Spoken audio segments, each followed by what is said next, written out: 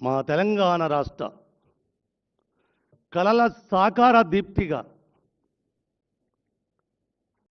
అనేతాన ఈ తెలంగాణను నడుపుతున్న ముఖ్యమంత్రి అడిగిందే తడువుగా ఎంతటి ఒత్తిడి, ఎక్కడి జార్ఖండ్, ఎక్కడి వర్షపు సముదాయపు జలరాశి ఈ మేఘావృతాలను కారు మేఘాలను దాటుతూ అక్కడ కార్యోన్ముఖుడై అన్న మాటను కాదనొద్దు గదా, అన్న వాత్సల్యాన్ని నా మీద అపారంగా కురిపియడమే కాదు, మనకు శ్రీరామ్ సార్ తండ్రి మామూలు మానవ మాతృడిగా అత్యంత సామాన్యుడిగా కనిపిస్తున్న నేపథ్యమే. నేను కోరుకున్నది ఒకటే, నన్ను తాకిన ప్రతి వ్యక్తి చిన్నవాడా పెద్దవాడా అనేది నాకు తెలియదు, కానీ శ్రీరామ్ సారు నీడను మాత్రం తాకారు.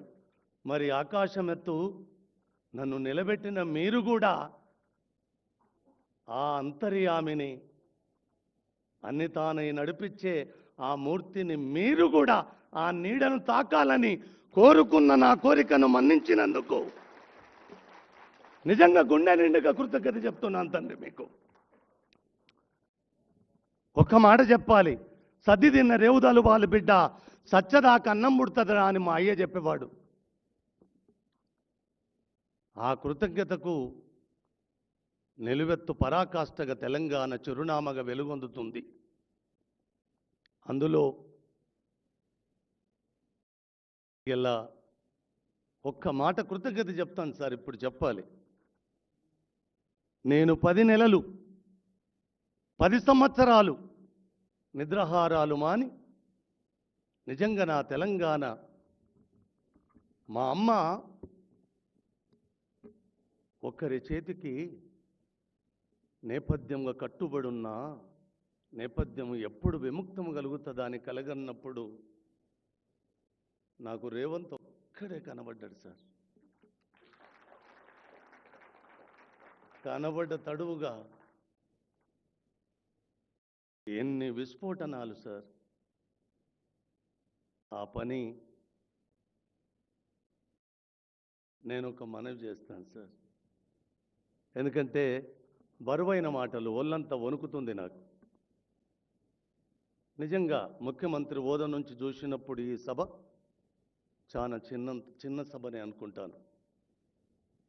శ్రీకృష్ణ తులాభారములో సత్యభామ వేసిన రాచరికపు వస్త్రాల మీద ఆ నల్లనయ్య తూకం రాలేదు, ఎంత రాజ్యాన్ని పనంగా పెట్టినా లేవలేదు, రుక్మిణి మాత చిన్న తులసి పత్రం వేస్తే లేచినట్టుగా ఇలా మా ముఖ్యమంత్రి తులసి పత్రంగా సభనంతా మీరు ఒక్కరు వస్తే చాలు కదా నాన్న, 4 కోట్ల మంది వచ్చినట్టు కదా, ఇక్కడ నలుగురు ఉంటే నాకేం పోయింది.